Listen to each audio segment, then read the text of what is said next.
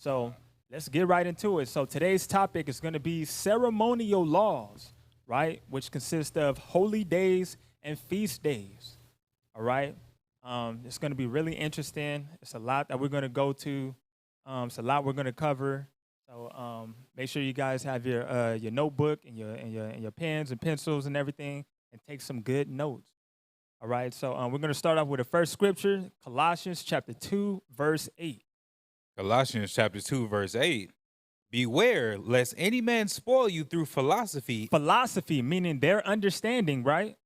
And vain deceit. Vain deceit, a high opinion of deception, right? Read. After the tradition of men, after the rudiments of the world, and not after Christ. And not after Christ. This is the thing. All of these holidays that we celebrate are traditions of men. You see what I'm saying? That has nothing to do with the scriptures. Right, we have all these holidays, right? The thing is that these holidays, traces back to pagan practices, and within these pagan practices, these people are worshiping Greek gods and Roman gods and goddesses. You see that? We look at New Year's, right? That's worshiping the Roman god named Janus. We have Mother's Day. You see what I'm saying? People that celebrate Mother's Day, they're worshiping a Greek goddess named Rhea. You see that? And we have all these other holidays. We got Easter, Thanksgiving, Halloween, St. Patrick's Day. You see that? We must repent and turn away from these holidays and start worshiping holy days that the scripture speaks about, which I'm going to cover in this lesson. So the first holy day, feast day that we are to celebrate is the 7-day Sabbath. Let's get the slide real quick. And we're going to start off with Leviticus chapter 23. We're going to read verse 1 through 3. Leviticus chapter 23, verse 1. And the Lord spake unto Moses, saying, Speak unto the children of Israel, and say unto them, concerning the feasts of the Lord, which ye shall proclaim to be holy convocations. Even these are my feasts. Holy convocation, meaning an assembly, right? Read. A gathering, right? Read. Verse 3, 6 days shall work be done, but the 7th day is the Sabbath of rest. And holy convocation, ye shall do no work therein. It is a Sabbath of the Lord in all your dwellings. These are the feasts of the Lord, even holy convocations, which ye shall proclaim in their seasons. So the Sabbath is a feast day. It's a holy convocation. You see that? So, when you have access to a congregation, be not afraid to, join that congregation. That way you can assemble yourselves and, celebrate the feast day. Although the scriptures say, when 2 or 3 gather together, I'm in the midst of them. That's understandable if these individuals are living far off, out of state, out of country, where there is no Israelites, where there is no Israelite congregation. You see what I'm saying? That's understandable. But when you're in a city or a town and there's like a congregation right there, you see what I'm saying? You might as well just join that congregation. That way you could, fellowship with like-minded Israelites. You see that? The interesting thing about this, about keeping the feast days and everything, is that like when you have access to a congregation, it's wise to be a part of it because you have accountability. You see that? There are a lot of Israelites out there, that are not part of a congregation, are not part of a camp, right? And they may easily fall into transgression. Why? Because there's nobody around them to correct them, to bring them that correction. You see what I'm saying? You have these people out there that say, oh, no camp doctrine, they're like individual lights. You see that? It's hard for them to get corrected. They continue to do what they want to do, and, it's hard for them to be corrected. And, it's a scripture. It says, gather together, O nation not desired. You know that scripture? Con. Yeah, let's get that scripture real quick.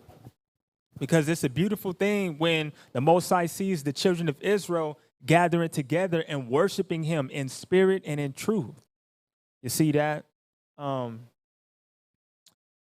know that scripture? Come on, let's get that. Zephaniah chapter 2 and verse 1.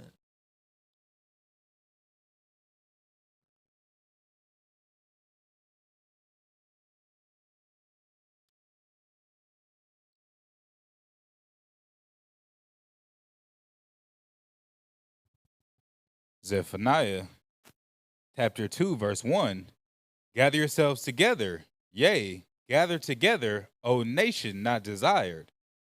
Before the decree bring forth, before the day pass as the chaff, before the fierce anger of the Lord come upon you, before the day of the Lord's anger come upon you. So, that's what it's all about, gathering ourselves together to worship the Most High, right?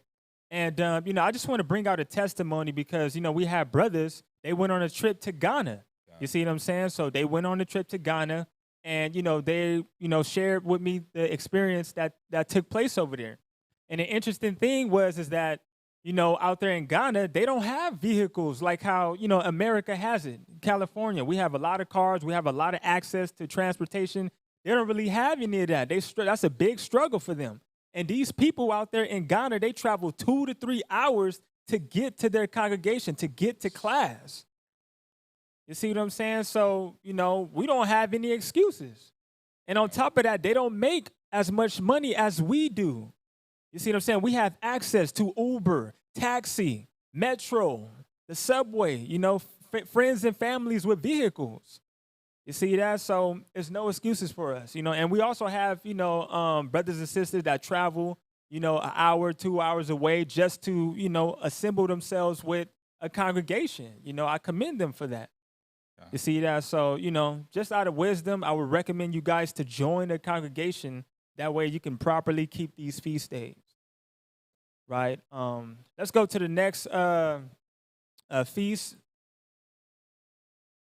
And this is, we're going to get, can we get the slide? And this is the new moon, right? A new moon. We're going to get Numbers chapter 10 and verse 10 for this new moon feast. Numbers chapter 10, verse 10. Also in the day of your gladness and in your solemn days and in the beginnings of your months. In the beginning of your months, because moon, it comes from the word month, right? When you look at the concordance for the word month, we get H2320, which comes from H2318, meaning new moon, right? Continue reading. You shall blow with the trumpets over your burnt offerings and over the sacrifices of your peace offerings, that they may be to you for a memorial before your God. I am the Lord your God. So H2318 meaning to rebuild, renew, repair. You see that? So this is a feast day that we have to keep. This feast day takes place on the first day of every month. So every month on the first day, it's the new moon. We got to celebrate, we got to worship the Most High and give him praises, right? There are also components that come along with these feast days, celebrating these feast days. Let's get Amos chapter 8 and verse 5.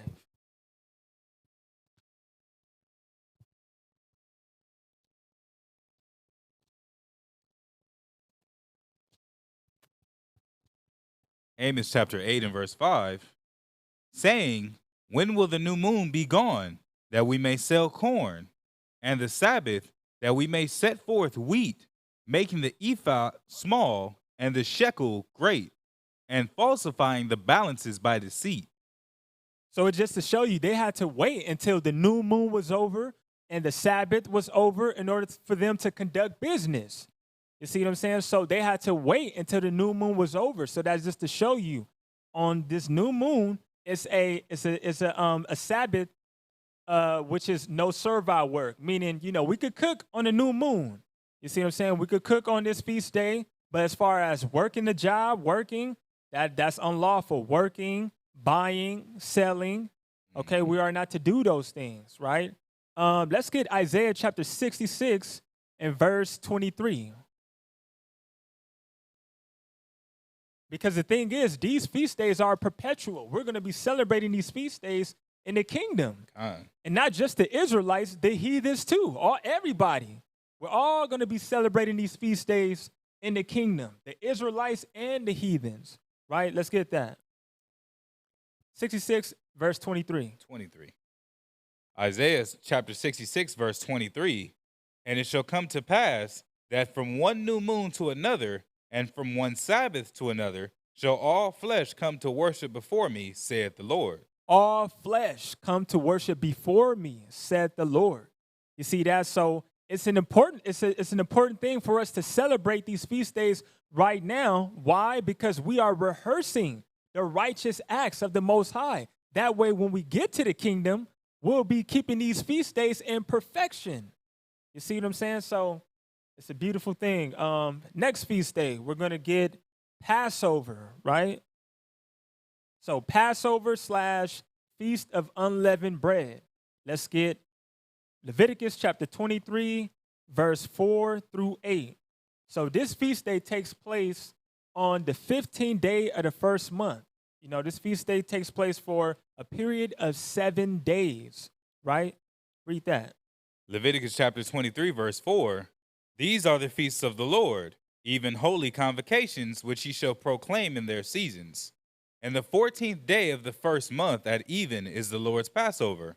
And on the 15th day of the same month is the feast of unleavened bread unto the Lord. So the first month brings in our true new year, which is called the month of Abib, meaning green ears, Nisan. You see that? Contrary to popular belief, the New Year's takes place at, January the 1st. That's nowhere in the scripture. That you guys, for those that are, just like I said earlier, those that are celebrating New Year's, you guys are worshiping the Roman god Janus. You see what I'm saying? God of the beginnings and the ends. But we know the Most High, he is the beginning and the end, the Alpha, the Omega, the first and the last. You see that? Continue reading. 7 days you must eat unleavened bread. And the first day ye shall have an holy convocation, ye shall do no servile work therein. Verse 8, but ye shall make an offering made by fire unto the Lord 7 days, and the 7th day is an holy convocation, ye shall do no servile work therein. So we have the first day, which is a holy convocation, and we have the 7th day, which is a holy convocation. And within that period, we are to remove all leaven from our houses. You see what I'm saying? So anything that causes rising, right? Leaven, any leavening agents, we are to remove that out of our houses, out of our cars, our backpacks. If we have storages, if we have houses, anything, we have to remove leaven from our houses. And on top of that, we are to eat unleavened bread. You see what I'm saying? With all of our meals in that time period, that whole 7 days, you can purchase the, unleavened bread at, the grocery stores. You can order them online at Amazon. But these are, components that we are supposed to keep, right? Let's get Exodus chapter 12, verse 15, and we're going to read 17.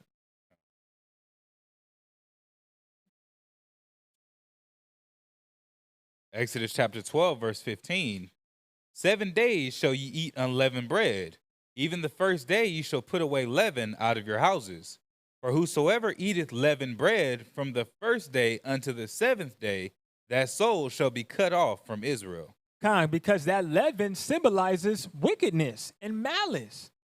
You see that? So we are to remove all the leaven, all of the wickedness, purge out the old leaven and become a new lump. You see what I'm saying? So that's what it symbolizes, right? Did you read verse 17? No, verse Yeah, you can read verse 16 and 17. verse 16. And in the first day there shall be an holy convocation, and in the seventh day there shall be an holy convocation to you. No manner of work shall be done in them, save that which every man must eat, that only may be done of you. So no work. We can't, buy, sell, work our jobs. We only could cook. You see what I'm saying? Read. And ye shall observe the feast of unleavened bread, for in this selfsame day have I brought your armies out of the land of Egypt. Therefore shall ye observe this day in your generations by an ordinance forever. For what? By an ordinance forever. You see that? So this is a perpetual feast. You see what I'm saying? Because we have some that say, oh, we're in captivity. We can't keep these feast days. Right. You see what I'm saying? We could keep these feast days in captivity. And we are a clear example of that. You see that? Another thing, as far as celebrating the Passover, all males, you are to be circumcised. You see that? It will be unlawful for an individual, an Israelite, to celebrate Passover if they are uncircumcised. Let's get that precept. Matter of fact, stay in Exodus 12, jump down to verse 48. Exodus 12 and 48. And when a stranger shall sojourn with thee, and will keep the Passover to the Lord, let all his males be circumcised, and then let him come near and keep it. And he shall be as one that is born in the land, for no uncircumcised person shall eat thereof. No uncircumcised person shall eat thereof. I know a lot of brothers out there, they may hear this and they hear circumcision and it will freak them out. You see what I'm saying? But, we got to do what we got to do. We want salvation. We want everlasting life. As the scriptures say, prepare your bodies as a living sacrifice. So we got to become a new creature and, do everything that we can in order for us to be right with the Most High. You see that? And on top of that, the circumcision, that is actually a law for us to circumcise, our man-childs, right, our sons, 8 days from the day of birth, right? Let's get a precept. Genesis chapter 17. We're going to read verse 10 through 14.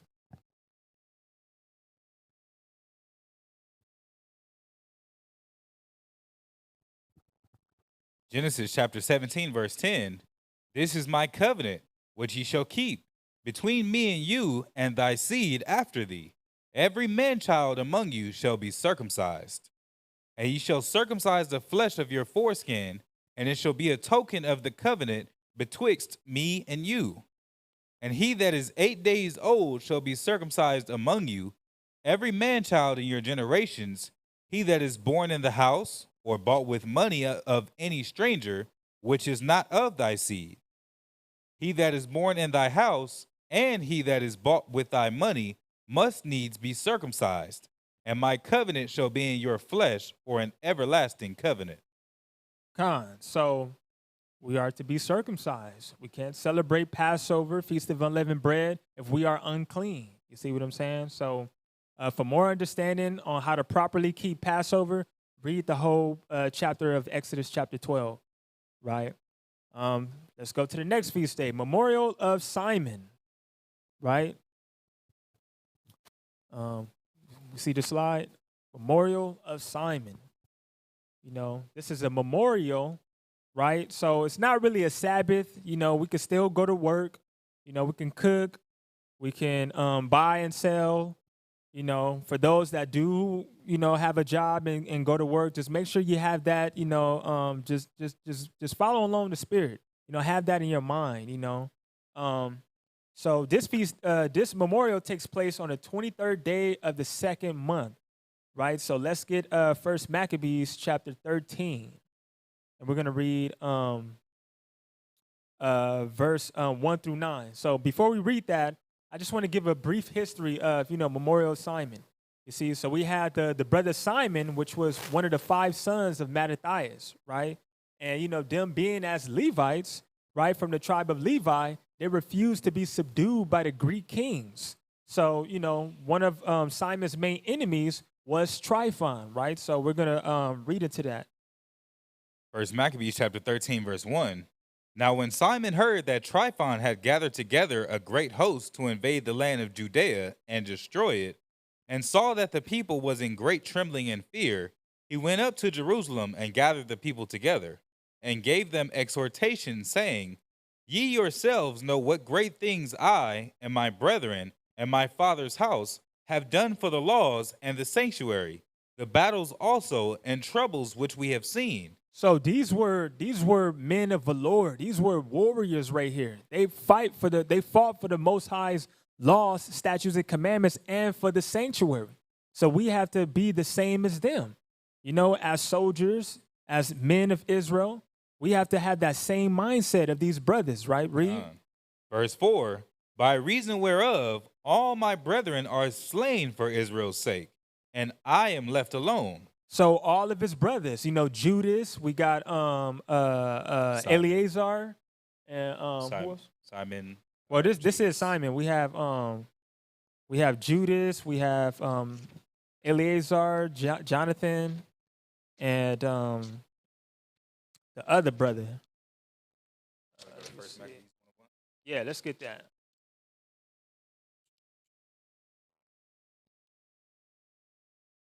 Let's get First Maccabees chapter 2 and verse 2. And he had 5 sons, Joanan called Cadus, Simon called Thassi, Judas who was called Maccabeus, Eleazar called Avaran, and Jonathan whose surname was Aphus. So we have Joanan, Judas, Eleazar, and Jonathan. You see what I'm saying? So all of those were slain for the word of the Most High, for being righteous. You see that? And Simon, he was left by himself, right? Pick up where you left off. Verse 5. Now therefore be it far from me that I should spare mine own life in any time of trouble, for I am no better than my brethren. You see, he didn't have no pride within him. You see what I'm saying? He didn't have a problem dying for the Most High, for his nation, for these laws, right? Read. Verse 6. Doubtless I will avenge my nation and the sanctuary and our wives and our children, for all the brethren are gathered to destroy us out of very malice. You see, so that was the plan. The plan was for these heathens to destroy, the Maccabean family and the children of Israel and the sanctuary. That was their whole mission, right? Read. Now, as soon as the people heard these words, their spirit revived, and they answered with a loud voice, saying, Thou shalt be our leader instead of Judas and Jonathan thy brother. Fight thou our battles, and whatsoever thou commandest us, that will we do. So the children of Israel, they was on one accord with Simon, allowing him to be the leader for the children of Israel, right? So let's jump down to 42. We're going to read verse 42 through 52. Verse 42, Then the people of Israel began to write in their instruments and contracts in the first year of Simon the high priest, the governor and leader of the Jews. In those days Simon camped against Gaza and besieged it round about. So Gaza is located in Jerusalem, right, Reed? He made also an engine of war and set it by the city and battered a certain tower and took it. So an engine of war is a device that they use to break down the city walls and everything, right, Reed? And they that were in the engine leaped into the city, wherein there was a great uproar in the city, inasmuch as the people of the city rent their clothes and climbed upon the walls with their wives and children, and cried with a loud voice, beseeching Simon to grant them peace. And they said, Deal not with us according to our wickedness, but according to thy mercy. So Simon was appeased toward them, and fought no more against them, but put them out of the city, and cleansed the houses wherein the idols were, and so entered into it with songs and thanksgiving. With songs and thanksgiving. That's true thanksgiving according to the Bible right there. You see what I'm saying? When we're thanking the Most High for all of the things that he do for us, right? Read. Verse 48, Yea, he put all uncleanness out of it, and placed such men there as would keep the law, and made it stronger than it was before, and built therein a dwelling place for himself. They also of the tower in Jerusalem were kept so strait that they could neither come forth, nor go into the country, nor buy, nor sell. Wherefore they were in great distress for want of victuals, and a great number of them perished through famine. Verse 50. Then cried they to Simon, beseeching him to be at one with them, which thing he granted them. And when he had put them out from thence, he cleansed the tower from pollutions, and entered into it the 23rd day of the 2nd month, in the 171st year, with thanksgiving and branches of palm trees, and with harps and cymbals, and with viols and hymns and songs, because there was destroyed a great enemy out of Israel. You see that? So this is how they celebrated. They went all out. All these different types of instruments of music. They were praising and going all out for the Most High, right? Verse 52, he ordained also that that day should be kept every year with gladness. Moreover, the hill of the temple that was by the tower he made stronger than it was, and there he dwelt himself with his company. So Simon led an army of Israelites against Tryphon and defeated the Greeks. You see that? Giving Israel a great victory against their enemies. You see that? So let's get another account. Let's get chapter 13, and we're going to read verse 50 through 53. Oh, Slack it. We just read that. Slack it. So so this memorial takes place on the 23rd day of the 2nd month, right? So let's go to the next feast day. We're going to get Feast of First Fruits and Pentecost, right? So let's get Leviticus chapter 23, and we're going to read verse 15 through 17. Leviticus chapter 23, verse 15. And ye shall count unto you from the morrow after the Sabbath, from the day which you brought the sheaf of the wave offering, 7 Sabbaths shall be complete. Even unto the morrow after the 7th Sabbath shall ye number 50 days, and ye shall offer a new meat offering unto the Lord. So Pentecost. When you look at the word Pentecost, right? Penta meaning 50. You see that? So we are to count 50 days from the following Sabbath, from the last day of Feast of Unleavened Bread. So Feast of Unleavened Bread takes place for 7 days. So let's say the 7th day was on a Wednesday. Mm-hmm. You see that? So that first Sabbath coming along on Friday sundown, that's where we start to count. So we count a total of 50 days. You see that? And it always ends up on the double Sabbath. This feast day always falls on a double Sabbath. So right after that 7th Sabbath, right, we have the Feast of First Fruits. It takes place Saturday sundown. You see that? This is why we have a holy convocation here. And then Sunday morning, we be out there in the park and, have a part 2. You see what I'm saying? So, so this feast day, this is where we are to bring our best, our first fruits to the Most High. You see what I'm saying? Including ourselves, because we are as first fruits in the eyes of the Most High. You see that? So, any special dish that you love to make, anything you feel that you want to bring to the Most High, this is the time to do it. We are to bring our best dish to the Most High on this feast day, right? Jump down and read verse 21. Verse 21, and ye shall proclaim on the selfsame day that it may be an holy convocation unto you. Ye shall do no servile work therein. No servile work. So this is the feast day to where we can't work at our jobs, right? We can't buy or sell, but we can cook. You see that? Read. It shall be a statute forever in all your dwellings throughout your generations. Throughout your generations with an S. You see that? So this wasn't only exclusive to the ancient times. You see that? We are to keep it today, right? Let's get a precept. Let's get James chapter 1 and verse 18.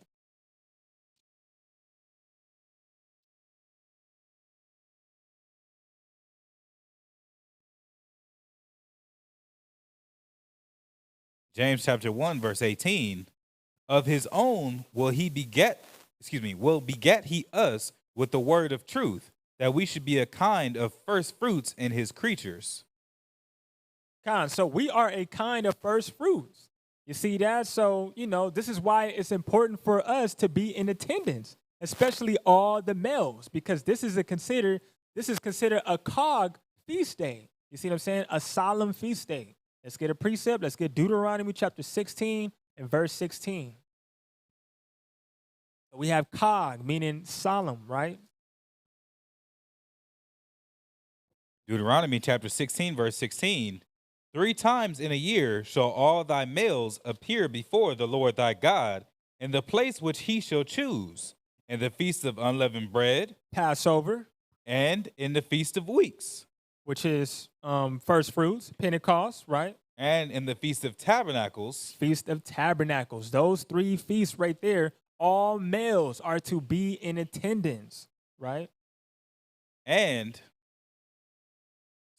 they shall not appear before the Lord empty. Don't appear before the Lord empty.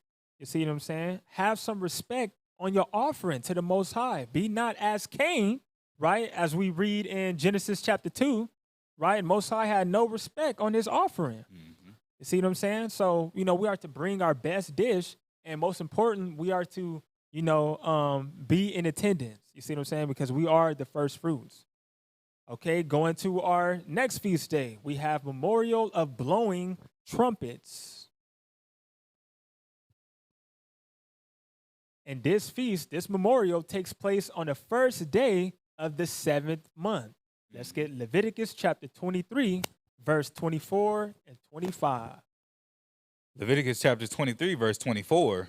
Speak unto the children of Israel, saying, in the 7th month, in the first day of the month, shall ye have a Sabbath, a memorial of blowing of trumpets, and holy convocation.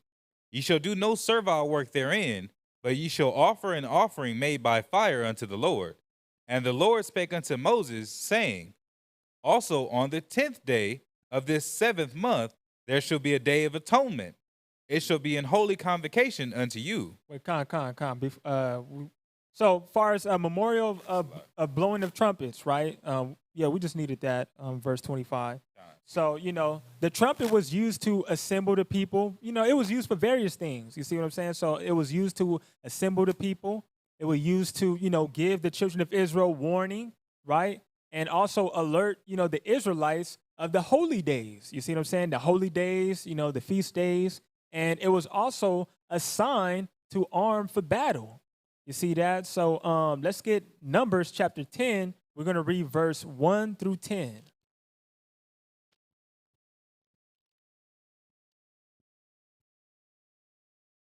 Numbers chapter 10, verse 1.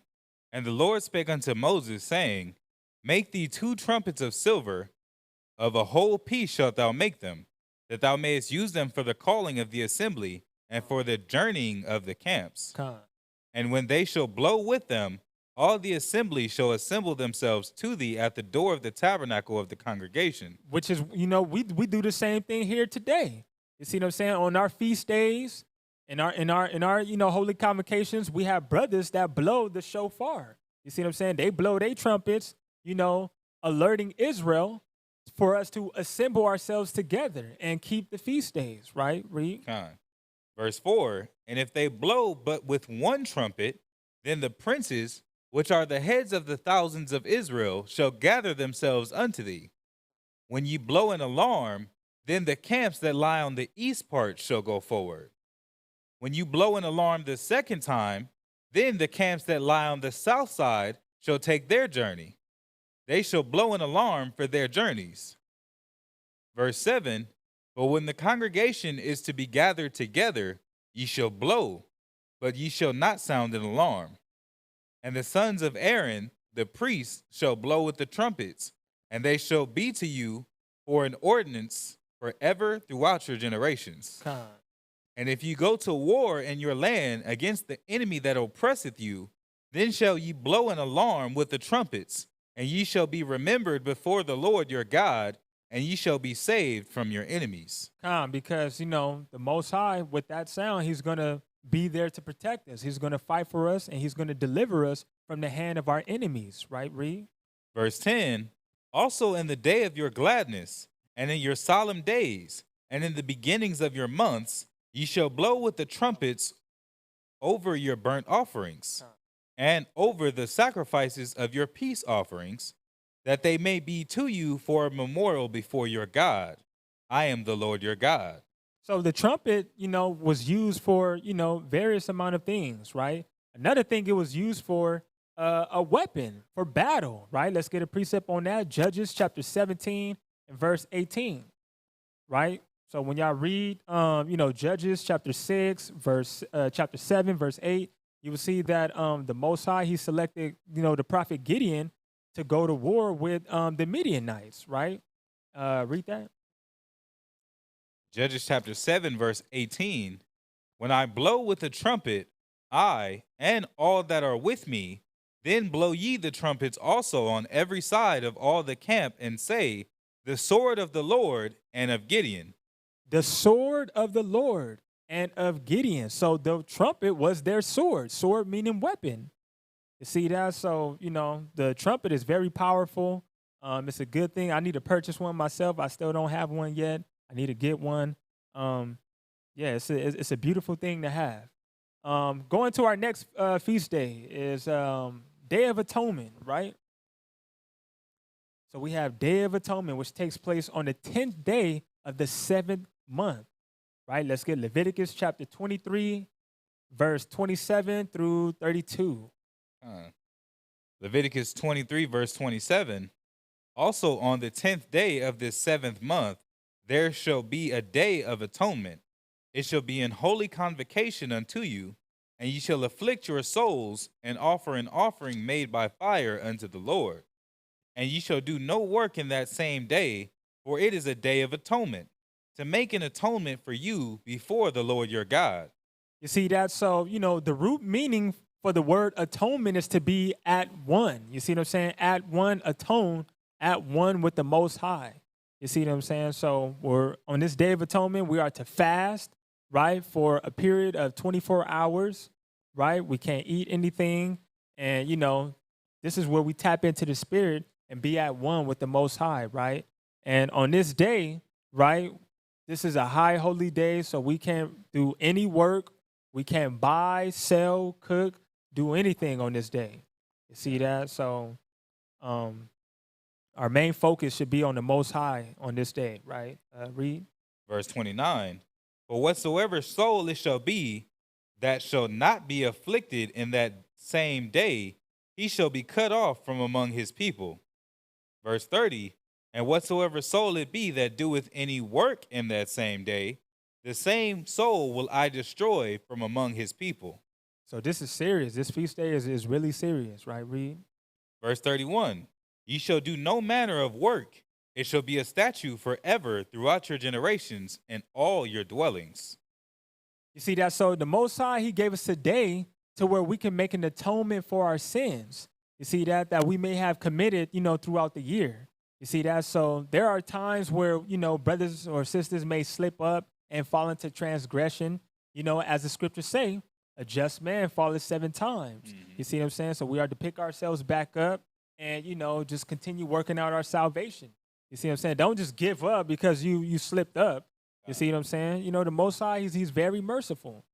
You see that? So we are to partake in a 1-day fast to where our souls are being afflicted in order to receive forgiveness from the Most High, right? Another thing about this feast day, let's get Matthew chapter 6, verse 16 through 18. You can bring up. And I was going to say, also in verse 31, because, we've heard the doctrine before, you can't keep the feast days outside of Jerusalem. The Most High clearly said, throughout your generations, so not only is it from generation to generation in all your dwellings. Never said it was specific to Israel or it had to be in a particular place. He said, wherever you are, from generation to generation, this is what you need to be doing. Beautiful precept. Matthew chapter 6, verse 16 through 18. Matthew chapter 6, verse 16. Moreover, when ye fast, be not as the hypocrites of a sad countenance, for they disfigure their faces, that they may appear unto men to fast.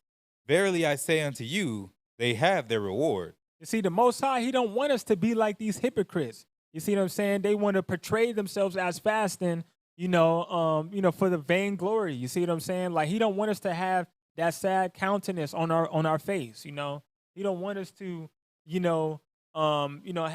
show our lips all ashy and everything, and we got a sad countenance, and he don't want us to do all of that. You see what I'm saying? We got to act in the spirit. You see what I'm saying? I'm just going through it. What's wrong, Doc? Oh, fasting. Yeah, that's how he don't want us to do any of that. Kind. Right? Was it all of that? Verse 17. But thou, when thou fastest, anoint thine head and wash thy face, that thou appear not unto men to fast, but unto thy Father which is in secret. And thy Father which seeth in secret shall reward thee openly. Right. So, that's I wanted to bring that out because it's really important. The Most High, he don't want us to, to act that certain type of way. You see, so going to the next feast day, we have Feast of Tabernacles. This is a fun feast day. I love this feast day. This is one of my favorite feast days. Tabernacles. This feast day takes place on the 15th day of the 7th month. So let's get Leviticus chapter 23, verse 34 through 44. Leviticus 23:34. Speak unto the children of Israel, saying, the 15th day of this 7th month shall be the Feast of Tabernacles for 7 days unto the Lord. On the first day shall be an holy convocation. Ye shall do no servile work therein. 7 days ye shall offer an offering made by fire unto the Lord. On the 8th day shall be an holy convocation unto you. So this feast takes place for a period of 8 days. You see what I'm saying? So the first day is a holy convocation, and the 8th day is a holy convocation, right? Read. And ye shall offer an offering made by fire unto the Lord. It is a solemn assembly, and ye shall do no servile work therein.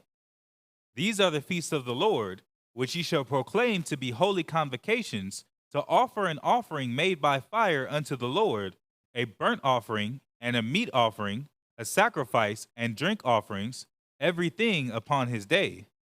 Beside the Sabbaths of the Lord, and beside your gifts, and beside all your vows, and beside all your freewill offerings, which you give unto the Lord.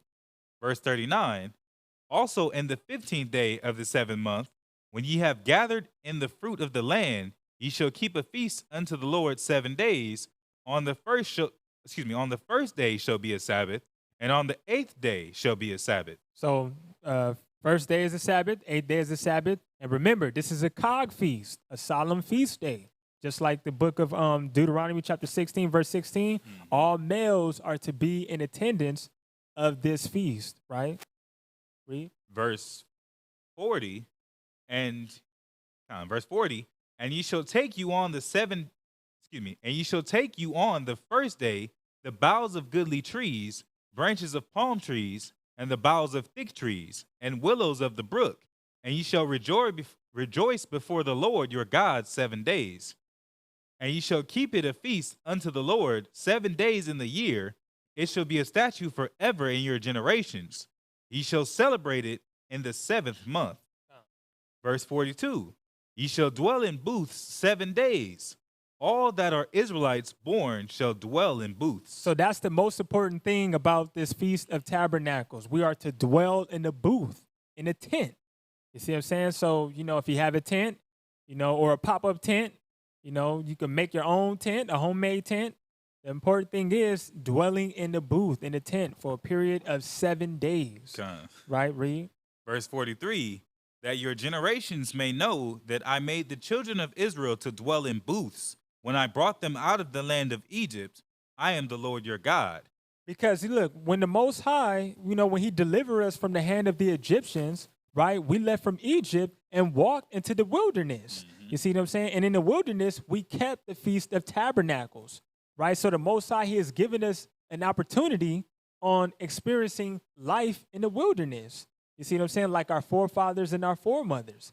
You see, this is why on this feast day, we like to, go out on a trip, a camping trip. We go out to the mountains and, we, see how it's like to, be out there in the wilderness. We have, I'm pretty sure a lot of brothers and sisters, we have a lot of different testimonies. You see, there were times where it was windy, the weather was out of control, and people tents was blowing, out in the wind and everything. But at the end of the day, the Most High, He was there to protect us, no matter what. We made it out alive. You see what I'm saying? We came up in there, and we made it out of there. You see, so the Most High, He's always there to protect us. We have nothing to worry about. You don't have to go out on a camping trip. For those that are, not really interested in going out to camping and everything, you could keep the Feast of Tabernacles at your house, in your homes, as long as you dwell in the booth, in the tent, for a period of 7 days. You see what I'm saying? So, so it's like the wildlife. You see what I'm saying? He's given us that opportunity on how it's like to live off the grid. You see what I'm saying? So the Feast of Tabernacles, we are to keep it for, this is an 8-day feast, but we are to dwell in the booth 7 days. You see what I'm saying? So, on the first day, which is a holy convocation, a Sabbath, right? So, a lot of people, most people start dwelling in the booth on the second day. Remember, because this is an 8-day feast, so you have the option to dwell in the booth from the first day to the 7th day, or you can go from the 2nd day to the 8th day. You see what I'm saying? The choice is up to you, right? So let's get a precept. Let's get Job chapter 11, verse 14.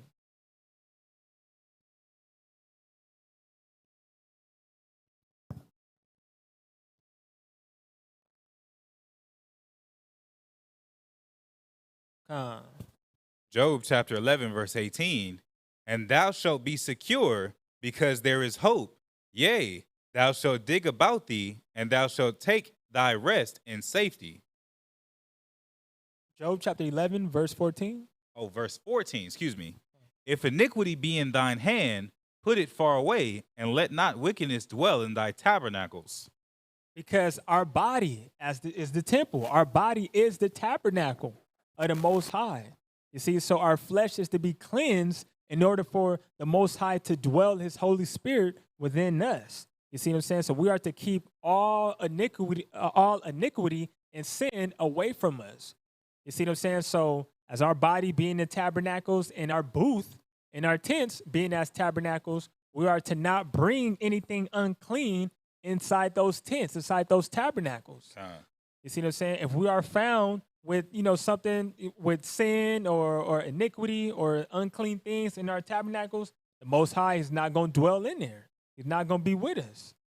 You see what I'm saying? He's going to go somewhere else. He's going to go where the righteous is. You see that? So that's all with that. Going to our next feast day, we have Feast of Dedication.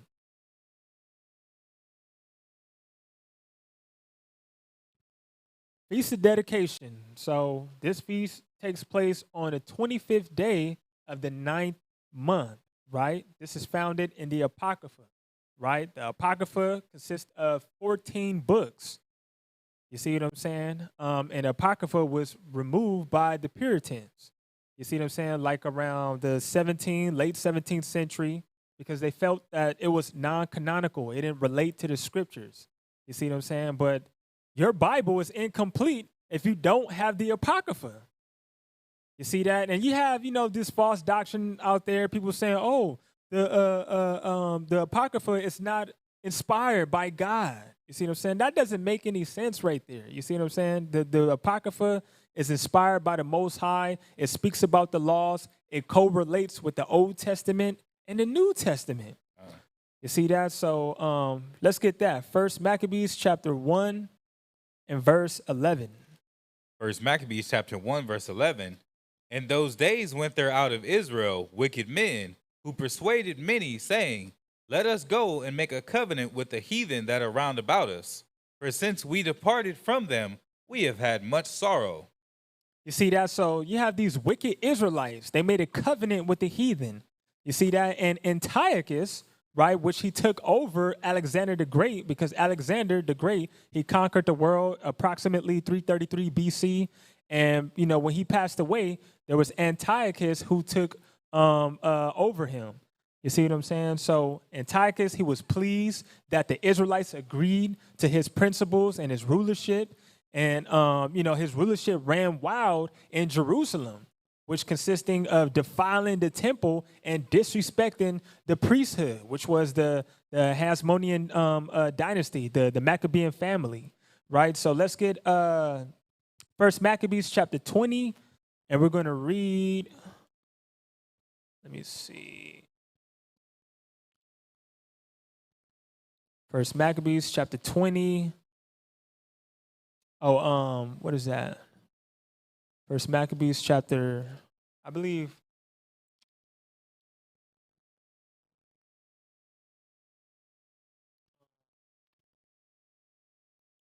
I would say verse.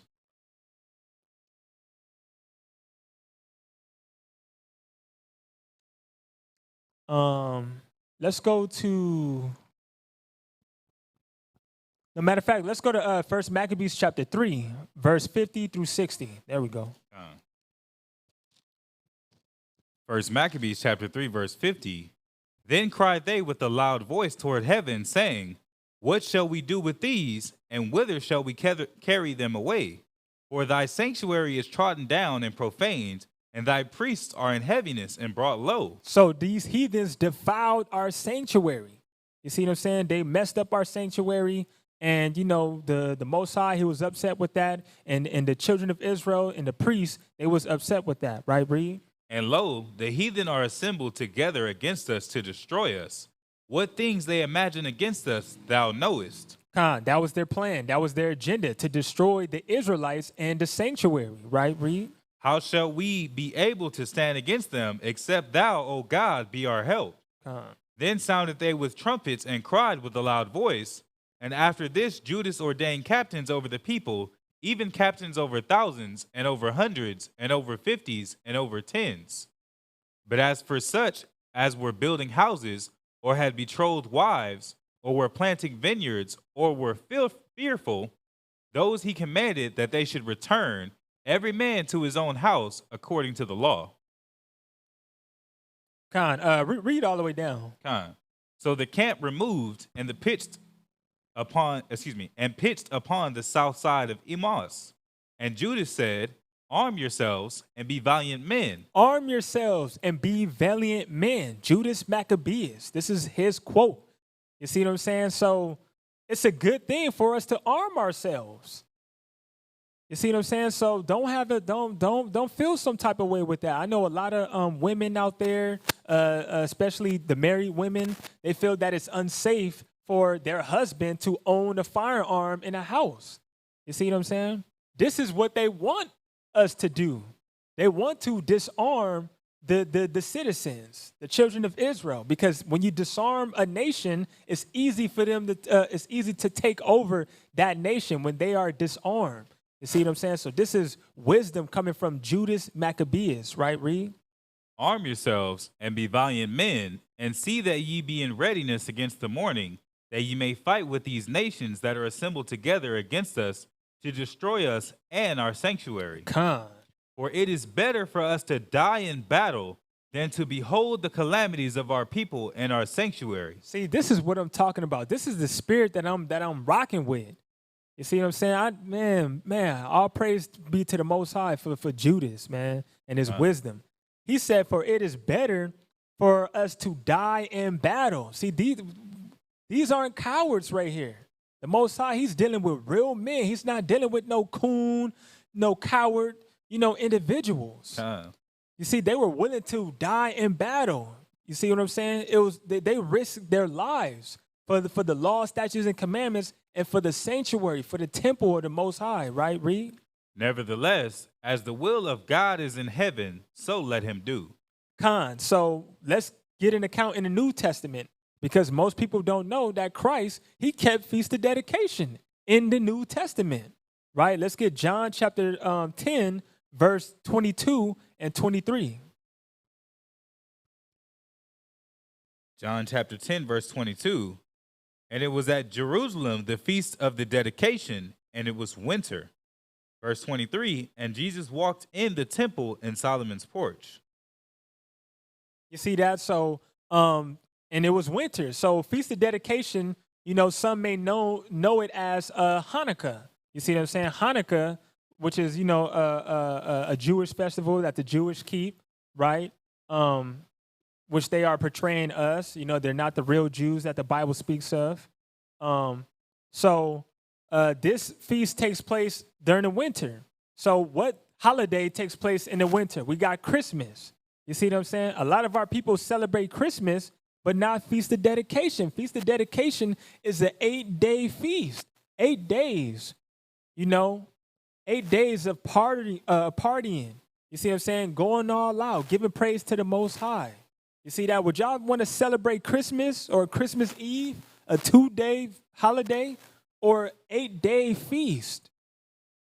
You see what I'm saying? I'd rather go with that, right? So that was an account of Feast of Dedication in the New Testament.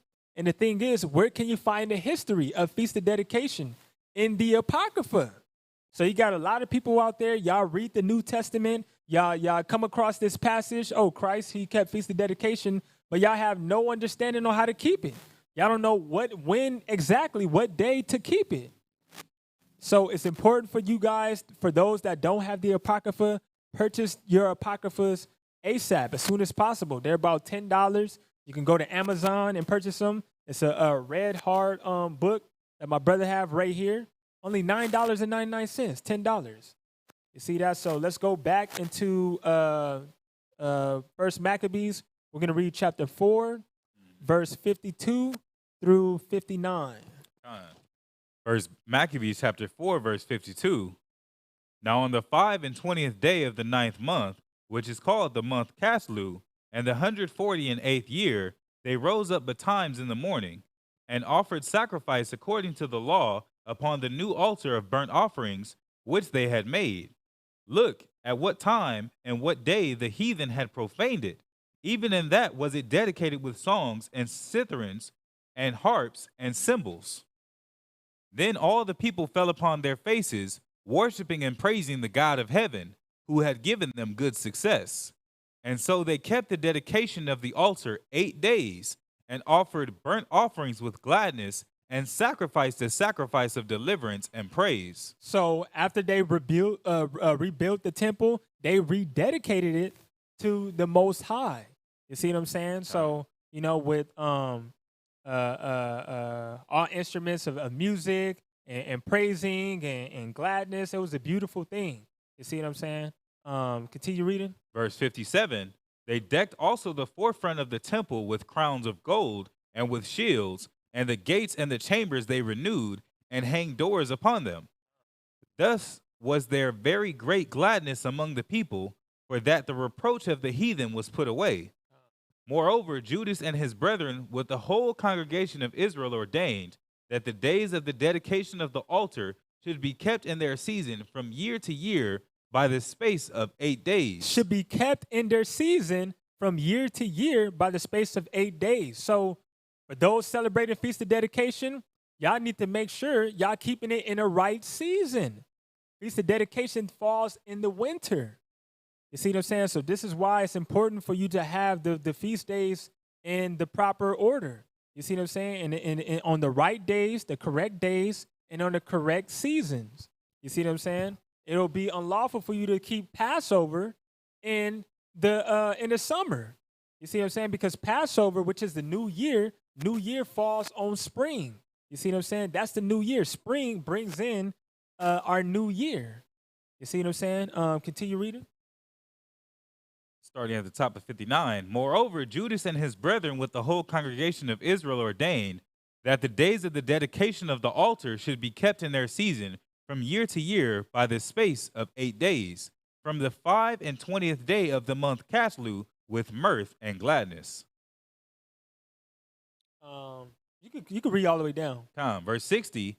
At that time also they builded up the Mount Sion with high walls and strong towers round about, lest the Gentiles should come and tread it down, as they had done before. So they built it even more stronger. You see what I'm saying? More it was more complex. Fortified. Yeah, exactly. So they made it hard for the Gentiles and the heathens to come and break it down again, right? Read. Verse 61, and they set there a garrison to keep it, and fortified Bethsura to preserve it, that the people might have a defense against Idumea. Right. So Idumea, Greek translation of Edom, Esau, right? So Idumea is the Greek translation of the name Esau or Edom, right? So let's get another precept, because Feast of Tabernacles, we are to Feast of Dedication, we are to keep it like Feast of Tabernacles, right? Because Feast of Tabernacles is an 8-day feast, same as Feast of Dedication, right? So let's get 2 Maccabees chapter 1, verse 18.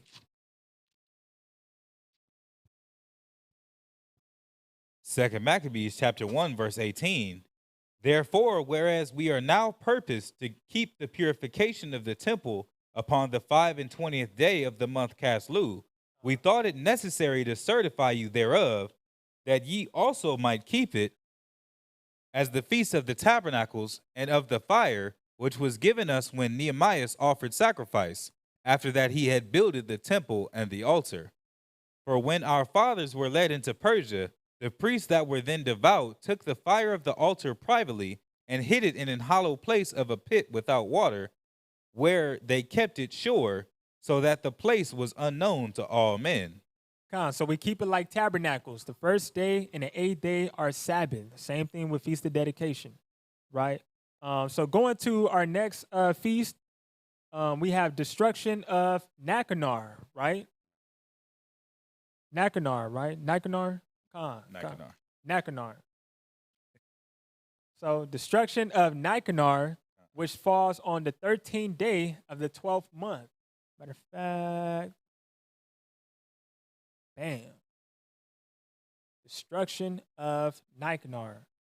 So let's get First Maccabees chapter 7, verse 5. We're going to read verse 5 through we're going to read verse 5 through 16. First Maccabees chapter 7, verse 5. There came unto him all the wicked and ungodly men of Israel, having alchemists, who was desirous to be an high priest for their captain. Oh man, see, when I read this scripture, man, this chapter, it's just, I felt some type of way, because, man, this brother, this Israelite alchemist, this was a coon Israelite. You see what I'm saying? So he wanted the vainglory. He wanted to be like, the priests, Judas, Simon, and them, right? So he was willing to do whatever it takes to, to get that that name, right? Read. Verse 6. And they accused the people to the king, saying, Judas and his brethren have slain all thy friends and driven us out of our own land. Now therefore send some man whom thou trustest, and let him go and see what havoc he hath made among us and in the king's land, and let him punish them with all them that aid them. See, that's the wicked thing behind this brother right here, brother alchemist, right? He wanted Judas to be taken out so that he could be the next man up. Mm-hmm. You see what I'm saying? This is like these individuals out here, they work with the feds, right? You see what I'm saying? If they have like any enemies or anything, they're willing to work with the police department, with law enforcement, to try to take them out. That way they could be the next man up. You see what I'm saying? Continue reading. Verse 8. Then the king chose Bacchides, a friend of the king, who ruled beyond the flood, and was a great man in the kingdom, and faithful to the king. Verse 9. And him he sent with that wicked alchemist, whom he made high priest, and commanded that he should take vengeance of the children of Israel. So they departed and came with a great power into the land of Judea, where they sent messengers to Judas and his brethren with peaceable words deceitfully. So you see, alchemist, he joined the heathens. You see what I'm saying? Their plan was to go to Judea, right, to destroy all the Israelites. You see what I'm saying? And it says, so they departed and came with a great power into the land of Judea, where they sent messengers to Judas and his brethren with peaceable words deceitfully. So they was trying to, they was trying to get to him. They was, planning a scheme against him, right? Read. Verse 11, but they gave no heed to their words, for they saw that they were come with a great power. Then did there assemble unto alchemists and Bacchides a company of scribes to require justice. Now the Assyrians were the first among the children of Israel that sought peace of them. So the Assyrians, they were the Israelites, right? Read. For said they, one that is a priest of the seed of Aaron is come with his army, and he will do us no wrong. So they thinking, oh, alchemist, right? He's, he's like a priest, right? And he's with these heathens. So, we could trust in him, right? We could deal with them peaceably, right? Read. Verse 15, so he spake unto them peaceably, and sware unto them, saying, we will procure the harm neither of you nor your friends. Whereupon they believed him, howbeit he took of them 80 men and slew them in one day, according to the words which he wrote. This brother right here, man, this wicked Israelite alchemist slew 80 men. 80, that's 60. You see that? So he killed 60 of his own people. You see what I'm saying? That brother, he had a lot of self-hatred, and that was a wicked brother right there, right? Read. Read verse 17. Verse 17, the flesh of thy saints have they cast out, and their blood have they shed round about Jerusalem, and there was none to bury them. So let's go to, let's jump down to verse 26. We're going to read verse 26 through 49. Verse 26, then the king sent Nicanor, one of his honorable princes, a man that bare deadly hate unto Israel, with commandment to destroy the people. So they picked a perfect candidate, a candidate to destroy the children of Israel, right? Nicanor, right? Read. So Nicanor came to Jerusalem with a great force, and sent unto Judas and his brethren deceitfully with friendly words, saying, let there be no battle between me and you. I will come with a few men, that I may see you in peace. He came therefore to Judas, and they saluted one another peaceably. Howbeit the enemies were prepared to take away Judas by violence. See, this is the nature of these heathens, man. That's why the scriptures say, when he speaketh fair, believe him not. What's that scripture? When he speaketh fair, believe him not. Let me get that real quick. Yeah. Let's get that precept real quick. Man, this is the nature of these heathens, right? Let's get fair. Let's get Proverbs 26 and verse 25. Proverbs chapter 26 and verse 25. When he speaketh fair, believe him not, for there are 7 abominations in his heart. For there are 7 abominations in his heart. 7 meaning completion. This dude got a completion of wickedness. That's the nature of these heathens. You see what I'm saying? These Edomites, right? You can't trust them. Another precept. Let's get Ecclesiasticus chapter 12, verse 10. Always. In the Apocrypha, Ecclesiasticus, Sirach chapter 12, verse 10. Never trust thine enemy. Say what? Never trust thine enemy. Never trust thine enemy. These heathens. Never trust them. Okay? That's why, it's important for us not to build a strong relationship with these heathens. We can't trust them. You see what I'm saying? Because, we don't know what their intentions are. You see that, for an example, we have the indigenous, people of the Americas, right? The Native American, I'm not going to say Native Americans, but the Aboriginals of the Americas, right? When they were dwelling here, we had Columbus and his, crew. They came over here and, they wanted to make peace with the indigenous people over here, right? And the next thing you know, they stabbed them in the back. He stabbed them in the back.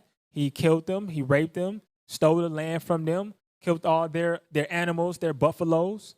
You see that? So we can't really trust them. You see that? Let's go back to First Maccabees. Yeah, you can finish it. Never trust thine enemy, for like as iron rusteth, so is his wickedness.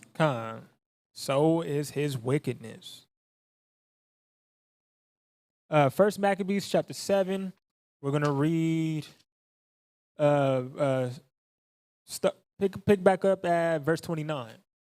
Verse 29, he came therefore to Judas, and they saluted one another peaceably. Howbeit the enemies were prepared to take away Judas by violence. You see that? So they met up with them peaceably, but in his heart, in his mind, his intention was, oh, I'm going to try to take this man away and try to kill this man right here. Right? Continue reading. Verse 30, which thing after it was known to Judas, to wit, that he came unto him with deceit, he was sore afraid of him, and would see his face no more. See, the Most High gave Judas that consciousness, that wisdom. He thought his mind was like, wait, hold up. He trying to get me. What? I need to get the heck up out of here. You see what I'm saying? Right, read. Nicanor also, when he saw that his counsel was discovered, went out to fight against Judas beside Kafar Salama, where there were slain of Nicanor's side about 5,000 men, and the rest fled into the city of David. Read. After this went Nicanor up to Mount Sion, and there came out of the sanctuary certain of the priests and certain of the elders of the people to salute him peaceably, and to show him the burnt sacrifice that was offered for the king. Verse 34, but he mocked them and laughed at them and abused them shamefully and spake proudly and sware in his wrath, saying, unless Judas and his host be now delivered into my hands, if ever I come again in safety, I will burn up this house. And with that, he went out in a great rage. You see that? So, Nicanor, he had no fear when it comes to the Most High and the children of Israel. So he was going into our sanctuary. He disrespecting the priesthood, right? And he's making a mockery out of it. And, he's acting, blasphemy, in the eyes of the Most High. So we already know the Most High, that kindle of anger in the Most High, and the Most High about to set him up, right? Most High, he got a special judgment for Nicanor, right? Read. Then the priests entered in and stood before the altar and the temple, weeping and saying, thou, O Lord, didst choose this house to be called by thy name, and to be a house of prayer and petition for thy people. Be avenged of this man and his hosts, and let them fall by the sword.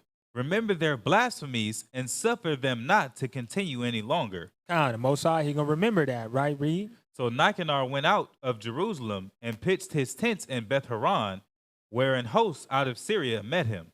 But Judas pitched in Adasa with 3,000 men, and there he prayed, saying, O Lord, when they that were sent from the king of the Assyrians blasphemed, thine angel went out and smote 185,000 of them. Even so, destroy thou this host before us this day, that the rest may know that he hath spoken blasphemy against thy sanctuary, and judge thou him according to his wickedness. So the Most High took heed to Judas' prayer.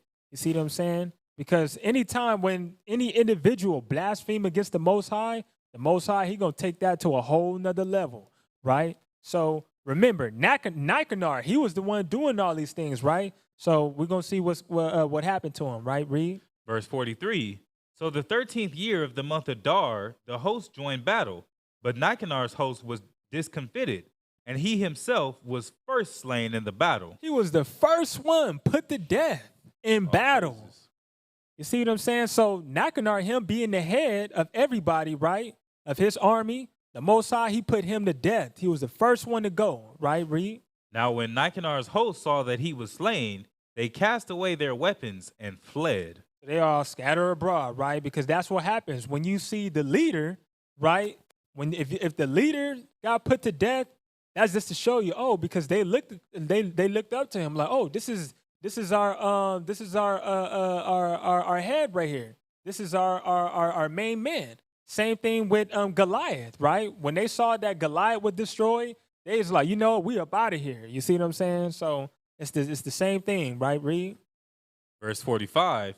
Then they pursued after them a day's journey from Adasa unto Gezerah, sounding an alarm after them with their trumpets. Whereupon they came forth out of all the towns of Judea round about, and closed them in, so that they, turning back upon them that pursued them, were all slain with the sword, and not one of them was left. Con. Verse 47, afterwards they took the spoils and the prey and smote off Nicanor's head. And what? And smote off Nicanor's head. Chopped his head off. You see what I'm saying? This is how we was, rolling with at that time. We gotta have that same spirit today. You see what I'm saying? Continue reading. And his right hand, when he stretched out so proudly, and brought them away, and hanged them up toward Jerusalem. You see that? Because, they never, forgot that Nicanor, right? He was speaking blasphemy against the Most High. He disrespected the priesthood. He pulled up with a lot of pride, you see what I'm saying, within his heart. You see that? Now him being the first one put to death, he got his head chopped off. He got his hand chopped off. You see that? And they hung them up. The Israelites hung these things up, these body parts up in Jerusalem. This is how our people was rolling at that time. You see that? Continue reading. Verse 48, for this cause the people rejoiced greatly, and they kept that day a day of great gladness. Moreover, they ordained to keep yearly this day, being the 13th of Adar. 13th of Adar. The month of Adar takes place on the 12th month, right? Continue reading. Thus the land of Judah was in rest a little while. All praises. So we are to keep the feast, destruction of Nicanor, on the 13th day of the 12th month. Now we're going to our last feast day, which is Purim.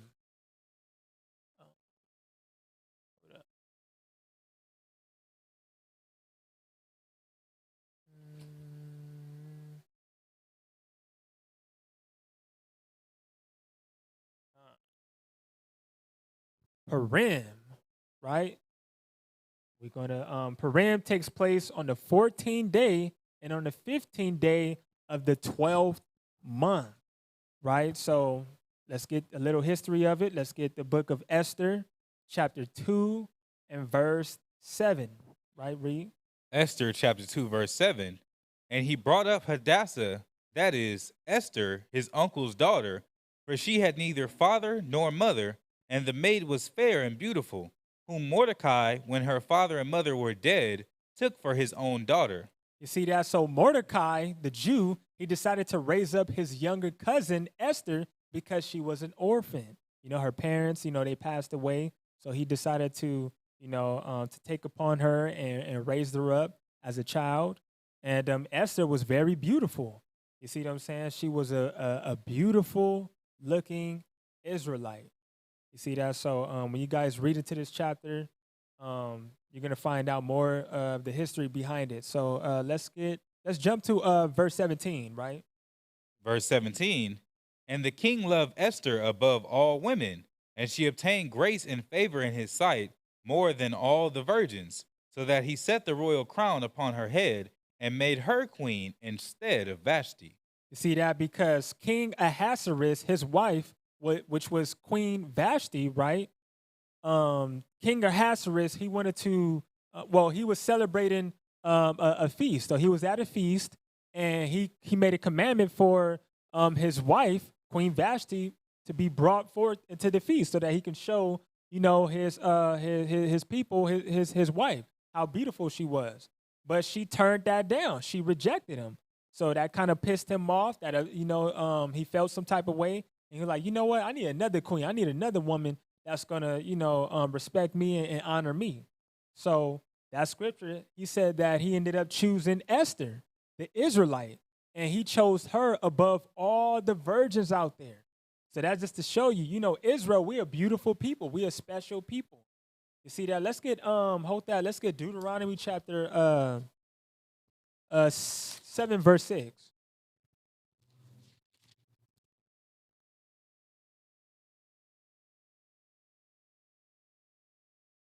Deuteronomy chapter 7, verse 6. For thou art an holy people unto the Lord thy God.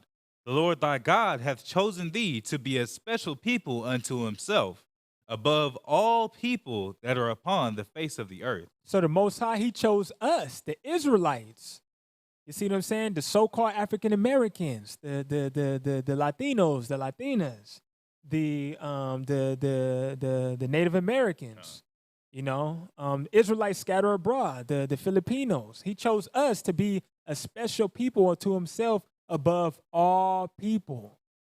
You see that? So, Israel, we're special people. We got the looks, we got the talent, we got everything. Sports, anything we do, we dominate, right? The sports industry, the entertainment industry, we're special people in all and every level, right? Going back to read verse 17 again. Esther chapter 2, verse 17. And the king loved Esther above all the women, as she obtained grace and favor in his sight more than all the virgins, so that he set the royal crown upon her head and made her queen instead of Vashti. So we're going to jump to chapter 3, and we're going to read verse 1 through 11. Chapter 3, verse 1. After these things did King Ahasuerus promote Haman, the son of Hammedatha the Agagite, and advanced him, and set his seat above all the princes that were with him. And all the king's servants that were in the king's gate bowed and reverenced Haman, for the king had so commanded concerning him. But Mordecai bowed not, nor did him reverence. Because Mordecai, he was a Jew, he was an Israelite, he served the Most High, and he didn't want it to go into idolatry. As the scriptures say in the book of Exodus, let's get that real quick. Hold that, get Exodus chapter 20 and verse 5. So he did a good thing, he did a righteous thing, not to bow down and give honor and glory to Haman, right, Reed? Exodus chapter 20, verse 5. Thou shalt not bow down thyself to them, nor serve them, for I, the Lord thy God, am a jealous God, visiting the iniquity of the fathers upon the children unto the third and fourth generation of them that hate me. See, that's so the Most High, he a jealous God. He don't want us to be idol worshiping all these false gods and these men and these people. You see what I'm saying? He's a jealous guy. He don't like that, when we do these things. You see that? So the only time the only person we are to bow down to is, the Most High and his son Yahushai, whom the world knows is Jesus Christ, right? Let's go back to Esther chapter 3. Verse 3. Verse 3. Verse 3. Then the king's servants which were in the king's gate said unto Mordecai, Why transgresseth thou the king's commandment? Now it came to pass, when they spake daily unto him, and he hearkened not unto them, that they told Haman to see whether Mordecai's matters would stand, for he had told them that he was a Jew. He was a Jew. He was, children of Israel, right, Reed? And when Haman saw that Mordecai bowed not, nor did him reverence, then was Haman full of wrath. And he thought scorn to lay hands on Mordecai alone, for they had showed him the people of Mordecai. Wherefore Haman sought to destroy all the Jews that were throughout the kingdom of Ahasuerus, even the people of Mordecai. So this is Haman's plan. This is his agenda. His plan is to destroy Mordecai and all the Jews, all the children of Israel, right? Read. In the first month, that is, the month Nisan, in the 12th year of King Ahasuerus, they cast pur, that is, the lot, before Haman from day to day and from month to month, to the 12th month, that is, the month Adar. And Haman said unto King Ahasuerus, There is a certain people scattered abroad and dispersed among the people in all the provinces of thy kingdom, and their laws are diverse from all people. Neither keep they the king's laws. Therefore, it is not for the king's profit to suffer them. If it please the king, let it be written that that they may be destroyed, and I will pay 10,000 talents of silver to the hands of those that have the charge of the business to bring it into the king's treasury. Verse 10, and the king took his ring from his hand and gave it unto Haman, the son of Hammedatha the Agagite, the Jews' enemy. And the king said unto Haman, The silver is given to thee, the people also, to do with them as it seemeth good to thee. You see that? So the Agagite, so Haman the Agagite, right? So you guys could read, you guys could write down 1 Samuel chapter 15, verse 8. It says, and he took Agag, the king of the Amalekites, which are the fake Jews, the Jewish people, right? Alive, and utterly destroy all the people with the edge of the sword. So he come from that lineage right there, right? Did you read verse 11? So let's go to chapter 7. We're going to read verse 1 through 10. Esther chapter 7, verse 1. So the king and Haman came to banquet with Esther the queen. And the king said again unto Esther on the second day of the banquet of wine, What is thy petition, Queen Esther? And it shall be granted thee. And what is thy request? And it shall be performed, even to the half of the kingdom. Because Esther was so beautiful, you see what I'm saying? And the king loved her so much, he was willing to he was willing to give her anything that she wanted, any request, anything that she was asking for, it will to be granted, to her, right? Read. Verse 3. Then Esther the queen answered and said, If I have found favor in thy sight, O king, and if it please the king, let my life be given me at my petition, and my people at my request. For we are sold, I and my people, to be destroyed, to be slain, and to perish. But if we had been sold for bondmen and bondwomen, I had held my tongue, although the enemy could not countervail the king's damage. Verse 5. Then the king Ahasuerus answered and said unto Esther the queen, Who is he, and where is he that durst presume in his heart to do so? And Esther said, The adversary and enemy is this wicked Haman. Oh, so she confronted him right there, because Haman was at the banquet too. It was King Ahasuerus and Haman right there. So she was like, Haman, this wicked man right here, this adversary right here, right? Read. Then Haman was afraid before the king and the queen. And the king, arising from the banquet of wine in his wrath, went into the palace garden. And Haman stood up to make request for his life to Esther the queen, for he saw that there was evil determined against him by the king. No. We don't want to hear none of that. Okay, well, you know what your intentions were, to destroy the Israelites, to destroy Mordecai. So we don't want to hear none of that, right? Read. Then the king returned out of the palace garden into the place of the banquet of wine, and Haman was fallen upon the bed whereon Esther was. Then said the king, Will he force the queen also before me in the house? Oh, because he already had a bad reputation for, him having the plan to destroy the Israelites, the Jews. And on top of that, now the king looking at him like, what, you on my on the bed with my wife? You trying to go into my wife? Like, what's going on with you? Right, read. As the word went out of the king's mouth, they covered Haman's face. And Harbona, one of the chamberlains, said before the king, Behold also, the gallows 50 cubits high, which Haman had made for Mordecai, who had spoken good for the king, standeth in the house of Haman. Then the king said, Hang him thereon. Ooh-wee. Read. So they hanged Haman on the gallows that he had prepared for Mordecai. Then was the king's wrath pacified. So he was satisfied. So it says the gallows 50 cubits high. A cubit is 1.5 feet. So I would say 75 feet. At that height, you getting decapitated. Right. All that weight just yanking at once. Man. So it was just, everybody got to see it. You see that? So that was judgment by the Most High. You see, you come and try to, afflict the children of Israel or bring any sort of harm to the children of Israel.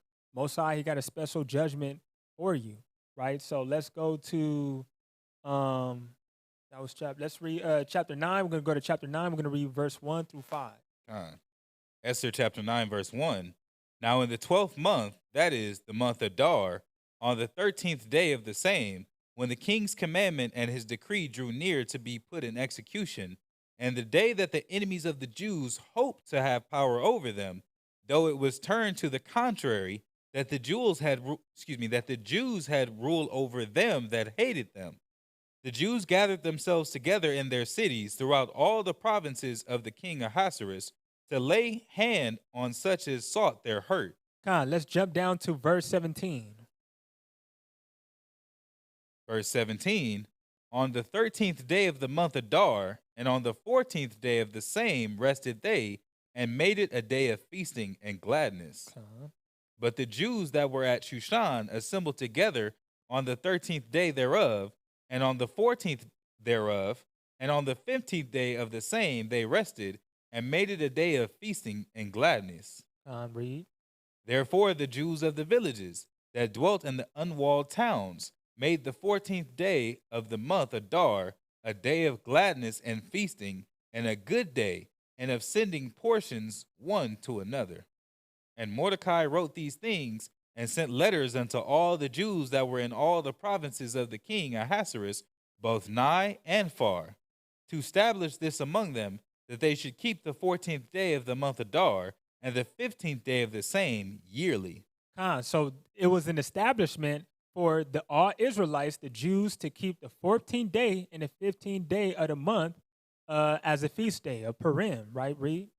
Verse 22, as the days wherein the Jews rested from their enemies, and the month which was turned unto them from sorrow to joy, and from mourning into a good day, that they should make them days of feasting and joy, and of sending portions one to another, and gifts to the poor. So that's why on this feast day, Purim, right, 2-day feast, 14th day and the 15th day, we give gifts to each other.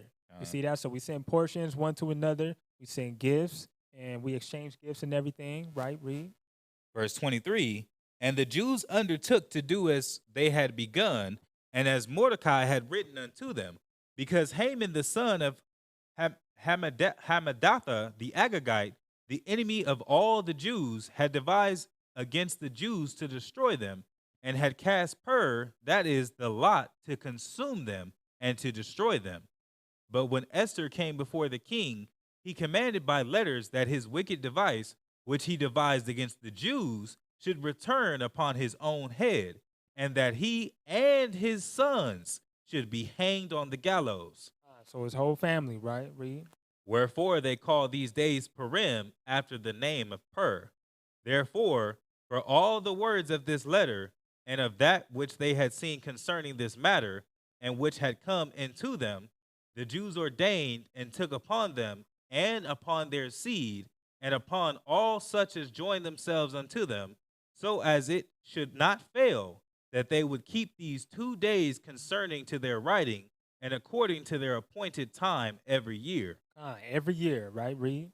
And that these days should be remembered and kept throughout every generation, every family, every province, and every city, and that these days of Purim should not fail from among the Jews, nor the memorial of them perish from their seed. So this feast day should not perish from us whatsoever. You see what I'm saying? Throughout our generations, until Christ come back. We're going to keep all these feast days until Yahushua come back.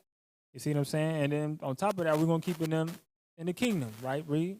Verse 29, then Esther the queen, the daughter of Abihail, and Mordecai the Jew, wrote with all authority to confirm this second letter of Purim. And he sent the letters unto all the Jews to the 127 provinces of the kingdom of Ahasuerus with words of peace and truth, to confirm these days of Purim in their times appointed, according as Mordecai the Jew and Esther the queen had enjoined them, and as they had decreed for themselves and for their seed the matters of the fastings and their cry. And the decree of Esther confirmed these matters of Purim, and it was written in the book. It was written in the book, right? So that's the Feast of Purim right there. So we have a total of 11 feast days that we celebrate throughout the year. And, we recommend you guys to celebrate the holy days and not the holidays, all the foolish holidays, that, contains, that comes from the, the traditions of men and everything. The Most High, he don't want us to celebrate any of those things. Anything you want to bring out? So I guess, that concludes our lesson. Hope you guys took some good notes. Hope you guys precepted your Bibles. We appreciate you guys for tuning in. Make sure you guys share the lesson. Subscribe to our YouTube channel, our Facebook. Follow us on Instagram, Twitter, and we're more than happy to continue to bring you guys more lessons. So my name is YAQATAZA Doc, and my brother. Shamar, yeah? And with that, we say Kwam Yasharala. Yasharala.